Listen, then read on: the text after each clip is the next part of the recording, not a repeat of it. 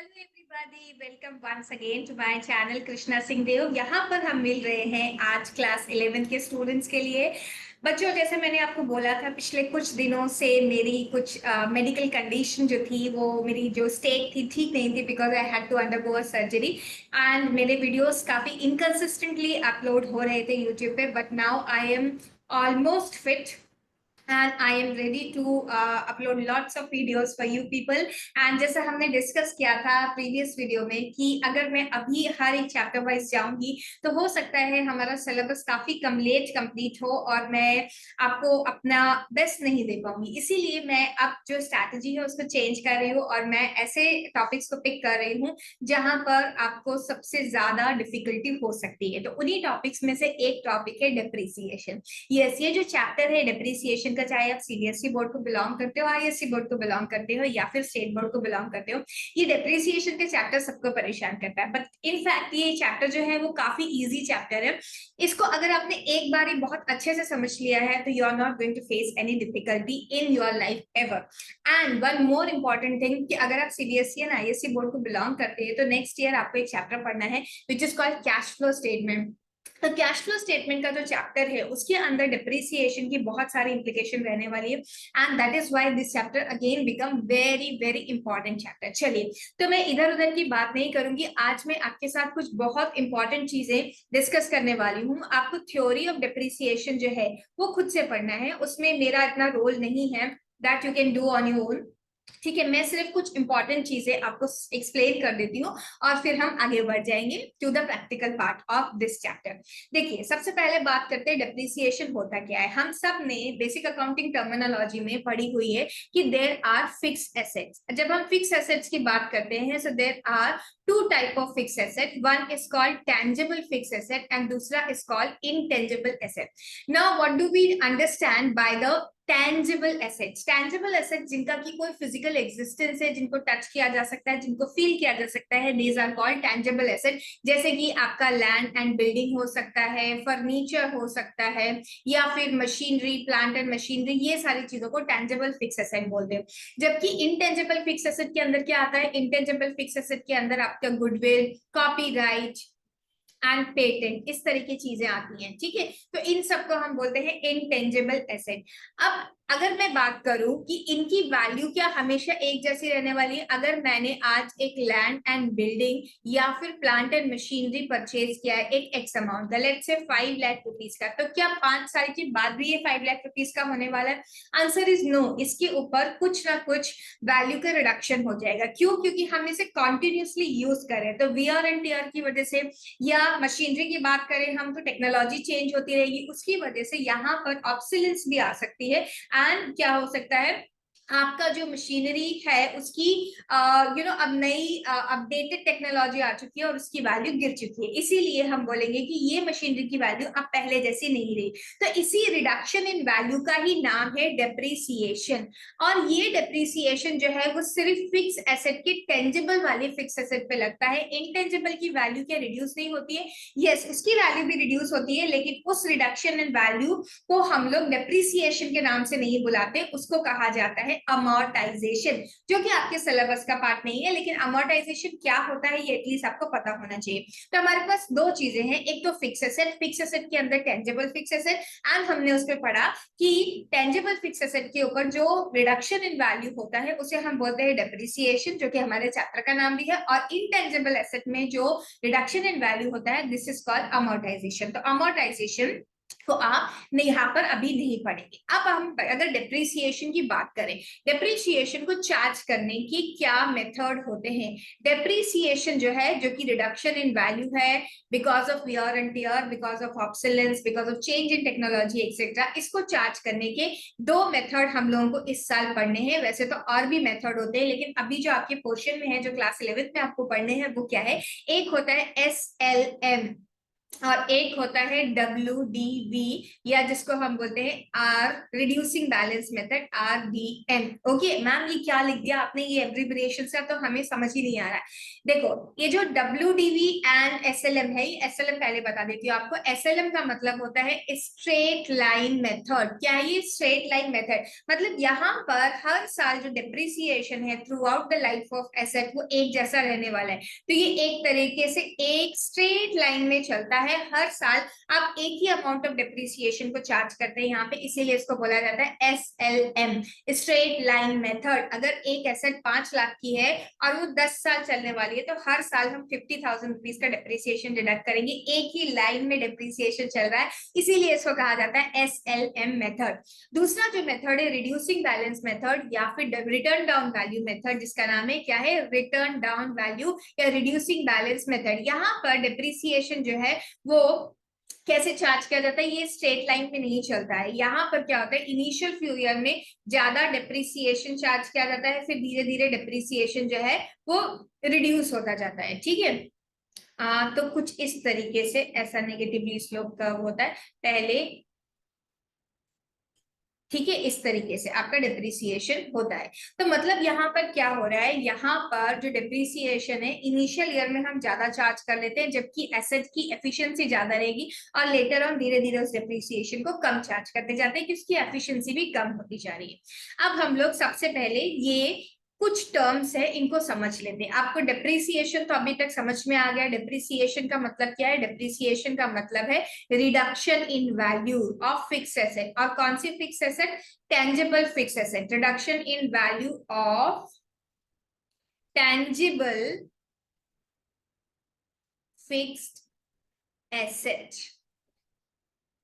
Okay, अगर मैं अब बात करूं यूजफुल लाइफ, यूजफुल लाइफ किस वाला का नाम है? यूजफुल लाइफ का मतलब होता है कितने दिन तक ये एसेट अच्छी कंडीशन में रहने वाली, कितने दिन तक ये एसेट अच्छे से चलने वाली।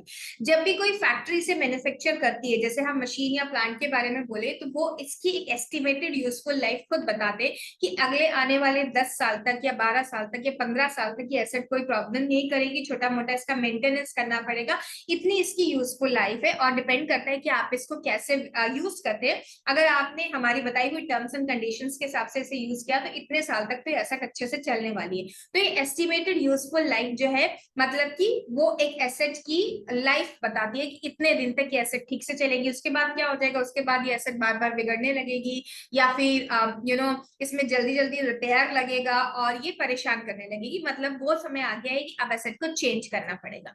देन एक और आपको यहाँ पे यूजफुल टर्म आएगा, वो है scrap value. Okay, scrap value या फिर इसे बोलते हैं रेसिडुअल वैल्यू ऑल्सो। ये रेसिडुअल वैल्यू या स्क्रैप वैल्यू क्या होती है? ये वो वैल्यू होती है कि जिस दिन एसेट बिल्कुल ही खराब हो जाएगी, then it will be sold as an scrap. ठीक है, एज स्क्रैप अगर हमने इसे सेल किया तो क्या वैल्यू मिलेगी? क्योंकि देखो एसेट जो है, स्पेशली जो प्लांट मशीनरी वगैरह है, वो नॉर्मली मेटल्स के बने होते हैं, तो अगर वो बिल्कुल ही खराब हो गई तो भी क्या उसकी कुछ वैल्यू आएगी? As scrap it will be sold, and फिर भी उससे हमें कुछ पैसा मिल जाएगा, क्योंकि वो मेटल से बने हुए हैं, तो उस मेटल की तो वैल्यू होने वाली है ना।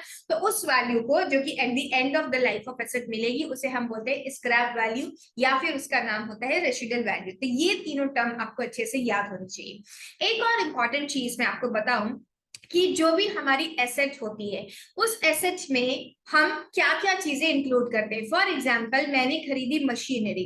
ओके, अब ये मशीनरी जब मैं परचेज करूंगी, तो ये मशीनरी लेट से 5 लाख रुपीस की आती है। ठीक है, इस मशीनरी की कॉस्ट है 5 लाख रुपीस, एंड उसको इंस्टॉल करवाने का खर्चा जो है वो है अनदर 5,000 रुपीज। ओके, और उसके लिए जो मशीन आती है जब, और फैक्ट्री की गेट पर आके खड़ी होती है, फैक्ट्री प्रीमाइसेस में आती है, फिर वहां से उठा करके उसे फैक्ट्री बिल्डिंग के अंदर ले जाया जाता है और रखा जाता है, तो उसके लिए जो कैरियज लगता है, जो पुली कार्टेज लगता है, उसका भी खर्चा होता है अनदर 5,000 रुपीज। तो इंसिडेंटल एक्सपेंसेस जो होते हैं, जो कि वन टाइम खर्चा होता है एसेट को लेके आने में और उसे उसकी सही जगह तक पहुंचाने के लिए, उन सबको हम क्या कर देते हैं, हम उसे एसेट का पार्ट ही बना देते हैं, उसकी कॉस्ट का पार्ट बना देते हैं, जिसे आप आगे जाके समझेंगे कहा जाता है कैपिटलाइजेशन। क्या कहा जाता है? कैपिटलाइजेशन। उसे हम पार्ट ऑफ एसेट ही समझ के, खर्चा उसके एसेट की कॉस्ट का पार्ट ही समझकर उसी में जोड़ देते हैं। तो हम क्या लिखते हैं यहाँ पर, हम बोलेंगे कि हमारी जो मशीनरी है उसकी कॉस्ट कितनी है, 5,10,000। नाउ अनदर इंपॉर्टेंट पॉइंट, क्या जीएसटी आपकी कॉस्ट का पार्ट होता है? आंसर इज नो, जीएसटी आपकी कॉस्ट का पार्ट नहीं होता है। रीजन इज दैट अगर हम एसेट परचेज करते हैं बच्चों, अगर आपने जीएसटी का चैप्टर अभी तक पढ़ रखा है, तो लेट्स से मैंने मशीनरी परचेज करी, तो मैं ये एंट्री पास करती हूँ, machinery account debit input. Let's say मैंने दूसरे स्टेट से खरीदी है, तो input IGST, otherwise input SGST and input CGST debit होगा टू कैश या बैंक अकाउंट। अब ये बताओ, ये जो इनपुट टैक्स होता है इसका क्या हमें क्रेडिट मिलता है? यस, इनपुट टैक्स का क्रेडिट मिलता है, एंड लेटर ऑन जब भी आउटपुट टैक्स होगा उसमें से हम ये इनपुट टैक्स माइनस करके बचा हुआ गवर्नमेंट को देंगे। तो इसका मतलब ये तो कॉस्ट का पार्ट है ही नहीं, इसे हम कॉस्ट का पार्ट नहीं मानते हैं, और इसको हम डेप्रिसिएशन अकाउंटिंग में डेप्रिसिएशन चार्ज करते टाइम एसेट में नहीं जोड़ते हैं। तो याद रखना, GST is not a part of asset का कॉस्ट, बाकी की जितने इंसिडेंटल एक्सपेंसेस है they are part of asset का कॉस्ट। ठीक है, चलिए, तो अभी तक हमने कितने कॉन्सेप्ट पढ़ लिए, एक बार हम फिर से रिवाइज कर लेते हैं। हमने अभी तक ये पढ़ लिया कि डेप्रिसिएशन क्या होता है। डेप्रिसिएशन जो है वो फिक्स और टेंजिबल फिक्स एसेट के ऊपर लगता है। डेप्रिसिएशन किस रीजन की वजह से हो सकता है? वियर एंड टियर की वजह से, ऑब्सोलेंस की वजह से, चेंज इन टेक्नोलॉजी की वजह से हो सकता है। डेप्रिसिएशन को हमें क्लास 11 में दो मेथड से पढ़ना है, एक है स्ट्रेट लाइन मेथड और दूसरा है return down value method. Okay, उसके बाद हम देखते हैं कि डिप्रिसिएशन के साथ साथ जो टर्म्स यूज होते हैं वो है एक यूजफुल लाइफ, मतलब कि एस्टिमेटेड लाइफ कितनी है एसेट की, कितने साल तक एसेट बिल्कुल अच्छी तरीके से चलेगी without asking much of the repair. And then दूसरा है रेसिडुअल वैल्यू, या जिसे हम स्क्रैप वैल्यू भी बोलते हैं। At the end of life of asset, asset कितने अमाउंट में सेल होगी उसे स्क्रैप वैल्यू या रेसिडुअल वैल्यू बोला जाता है। देन एक और इंपॉर्टेंट कॉन्सेप्ट अभी तक हमने पढ़ लिया है कि हम किसी भी एसेट की कॉस्ट में जितने भी इंसिडेंटल एक्सपेंसेस उसको परचेज करते टाइम होते हैं उन्हें भी इंक्लूड कर देते हैं, लेकिन GST is not the part of cost of asset. अब एक और इंपॉर्टेंट बात जो आपको याद रखनी है, कई बार ऐसा होता है कि प्लांट एंड मशीनरी परचेज करते टाइम या कोई भी दूसरा एसेट परचेज करते टाइम हम लोग सेकेंड हैंड मशीनरी की परचेज कर लेते हैं। तो अगर हमने कोई सेकेंड हैंड मशीनरी परचेज करी है तो समझिए सेकेंड हैंड मशीनरी को परचेज कर रहे हैं, इसका मतलब it may not be in a very good running condition, तो आपको इनिशियली उसके रिपेयर के ऊपर काफी बड़ा खर्चा करना पड़ सकता है। तो ये जो रिपेयर होती है इसका एक टेक्निकल नाम होता है ओवरहॉलिंग एक्सपेंसेस। ओवरहॉलिंग एक्सपेंसेस मतलब क्या होता है? फॉर एग्जांपल, आपने एक गाड़ी खरीदी, एक कार परचेज करी और उसका इंजन ही चेंज कर दिया। अभी इंजन ही तो सबसे महंगा पार्ट होता है, अगर उसे ही चेंज कर दिया मतलब आपने बहुत बड़ा खर्चा कर दिया। तो ऐसे एक्सपेंसेस को कहा जाता है ओवरहॉलिंग एक्सपेंसेस। या फिर आपने एक कार परचेज खरीदी which was non AC car और उसमें आपने एसी लगा दिया तो वो एसी कार में कन्वर्ट हो गई, वो भी एक बड़ा खर्चा है। तो सेकेंड हैंड कार या सेकेंड हैंड मशीनरी या सेकेंड हैंड एसेट को परचेज करते टाइम जो फर्स्ट टाइम उसके रिपेयर के ऊपर खर्चा होता है उसे भी हम उस एसेट के पार्ट का कॉस्ट का पार्ट बना देते हैं या उसे कैपिटलाइज कर देते हैं। तो जैसे मैंने आपको पहले एग्जाम्पल दिया था, 5 लाख की एसेट खरीदी और उसके कैरियज और इंस्टॉलेशन के अगर 10,000 रुपए लगे तो उसे हम पार्ट ऑफ कॉस्ट बना देते। यहाँ पर लेट से अगर हमने रिपेयर में 50,000 रुपए खर्चा किया है तो हम बोलेंगे कि हमारी एसेट की जो कॉस्ट है वो कितनी है, 5,50,000 है, ना कि 5 लाख रुपीस। लेकिन क्या एक नई एसेट को परचेज करते टाइम जो रिपेयर का खर्चा होता है उसे हम रिपेयर पार्ट ऑफ कॉस्ट बनाएंगे? Answer is no. नई एसेट को परचेज करते टाइम तो सबसे पहले सोचो रिपेयर की जरूरत ही क्यों पड़ेगी, नई नई एसेट है उसमें क्या रिपेयर की जरूरत पड़ रही। और अगर खुदा न खास्ता कोई एक्सीडेंट हो गया उसकी वजह से जरूरत पड़ भी गई कि हमें उससे रिपेयर के ऊपर खर्चा करना पड़ रहा है तो हम उसे अपनी पार्ट ऑफ कॉस्ट नहीं बनाएंगे, क्योंकि वो नेग्लिजेंस की वजह से हुआ हो सकता है, वो आपका मैंडेटरी एक्सपेंस बिल्कुल नहीं था। ठीक है, तो अभी तक हमने कॉन्सेप्ट ये सारे क्लियर कर लिए। आज की क्लास का एक लास्ट कॉन्सेप्ट मैं फिर से पढ़ा देती हूँ और नया पढ़ा देती हूँ, वो है कि SLM मेथड से हम लोग डेप्रिसिएशन कैसे निकालते हैं, स्ट्रेट लाइन मेथड से डेप्रिसिएशन कैसे निकालते हैं। तो स्ट्रेट लाइन मेथड से डेप्रिसिएशन या जिसे हम बोलते हैं एनुअल डेप्रिसिएशन निकालने का फॉर्मूला क्या है, आप इसे अच्छे से नोट कर लेंगे मेरे साथ साथ। एनुअल डेप्रिसिएशन निकालने का फॉर्मूला है, यहाँ पर हम लिखते हैं total cost of the asset. And cost के बारे में जो मैंने अभी आपको बातें बताई है कि सारे इंसिडेंटल एक्सपेंसेस को ऐड कर लेना, वो एप्लीकेबल होगा। Total cost minus scrap value, जो भी स्क्रैप वैल्यू है उसे भी हम यहाँ पर ऐड कर लेंगे, माइनस कर लेंगे, सॉरी स्क्रैप वैल्यू को माइनस कर लेंगे और डिवाइड कर देंगे यूजफुल लाइफ से। ऐसा करने से जो अमाउंट आता है वो है एनुअल डेप्रिसिएशन। अब सोचो माइनस क्यों किया। देखो अगर मैं आज 5 लाख रुपए लगा रही हूँ किसी एसेट को परचेज करने में और मुझे पता है 5 साल तक इसकी लाइफ है और उसके बाद 5th ईयर में ये जाके मुझे 50,000 रुपीज दे देगी, तो मेरी पॉकेट से आज भले ही 5 लाख रुपीज जा रहा हूँ लेकिन मुझे मालूम है इस एसेट की कॉस्ट मुझे 4,50,000 ही पड़ेगी। क्यों? क्योंकि जाते वक्त मुझे 50,000 रुपए तो दे ही देगी। तो 4,50,000 की कॉस्ट को ऊपर कंसिडर किया जाता है। आप समझ गए कि क्यों माइनस किया हमने स्क्रैप वैल्यू।